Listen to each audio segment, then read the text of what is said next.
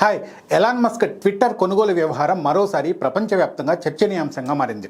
2022లో జరిగిన ఈ $44 billion mega deal వెనుక మస్క్ మోసం చేశారని తేలింది.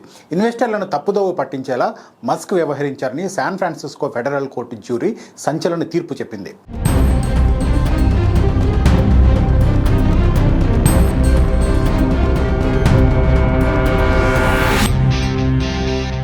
2022 అక్టోబర్లో ఎలాన్ మస్క్ ట్విట్టర్ను కొనుగోలు చేసిన ప్రక్రియ ఒక హైడ్రామా థ్రిల్లర్ను తలపించింది. అయితే ఈ ప్రక్రియలో మస్క్ ఉద్దేశపూర్వకంగా తప్పుడు సమాచారాన్ని ప్రచారం చేశారని, తద్వారా సామాన్య ఇన్వెస్టర్లు నష్టపోయారని దాఖలైన దావాలో జ్యూరీ కీలక తీర్పు వెలువరించింది. ఈ కేసు ప్రధానంగా 2022 మేలో మస్క్ చేసిన కొన్ని కీలక ప్రకటనలు చుట్టూ తిరుగుతుంది. మే 13, 2022న ట్విట్టర్లో స్పామ్ లేదా నకిలీ ఖాతాల సంఖ్య 5% కంటే తక్కువగా ఉందన్న గణాంకాలు తేలే వరకు ట్విట్టర్ డీల్ తాత్కాలికంగా నిలిపివేయబడింది అని మస్క్ ట్వీట్ చేశారు. ఆ ఒక్క ట్వీట్తో ట్విట్టర్ షేర్ విలువ ఆ రోజున ఏకంగా 10% పడిపోయింది. మస్క్ ఈ ట్వీట్ చేసే సమయానికి ఒప్పందాన్ని నిలిపివేసే చట్టపరమైన హక్కు ఆయనకు లేదు. అయినప్పటికీ ఇన్వెస్టర్లలో భయాందోళనలు సృష్టించేందుకు ఆయన కావాలనే ఈ ప్రకటన చేశారని జ్యూరీ భావించింది. మస్క్ ట్విట్టర్ను కొనుగోలు చేస్తానని ఒప్పందం కుదుర్చుకున్నప్పుడు డ్యూ డెలిజెన్స్ అంటే సమగ్ర తనిఖీ హక్కును వదులుకున్నారు.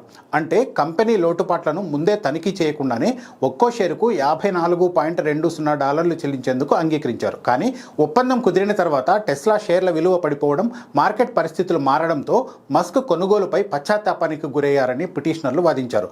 ట్విట్టర్ షేర్ల విలువను కృత్రిమంగా తగ్గించి తక్కువ ధరకు బేరమాడడానికే బాట్ల సమస్యను సాకుగా చూపించారు. మస్క్ చేసిన గందరగోళ ప్రకటనల వల్ల ట్విట్టర్ షేర్ విలువ ఒక దశలో $33కు పడిపోయింది. ఇది మస్క్ ఆఫర్ చేసిన ధర కంటే 40% తక్కువ.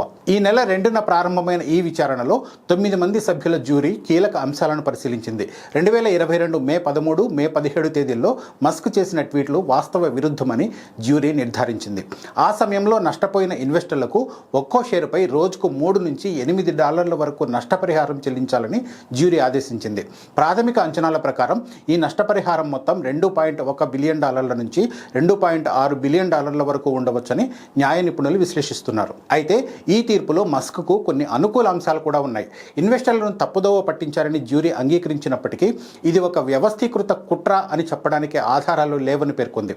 ఒక పాడ్కాస్ట్లో మస్క్ చేసిన వ్యాఖ్యలు కేవలం ఆయన వ్యక్తిగత అభిప్రాయాలే తప్ప మోసపూరిత ప్రకటనలు కావని జ్యూరీ అభిప్రాయపడింది. ఎలాన్ మస్క్ సంపద ప్రస్తుతం సుమారు $814 బిలియన్ అంచనా. కాబట్టి $2 బిలియన్ జరిమానా ఆయనకు పెద్ద భారమేమీ కాకపోవచ్చు. కానీ సోషల్ మీడియా వేదికపై మార్కెట్లను ప్రభావితం చేసే బిలియనీర్ల ధోరణికి ఈ తీర్పు అడ్డుకట్ట వేయనుంది.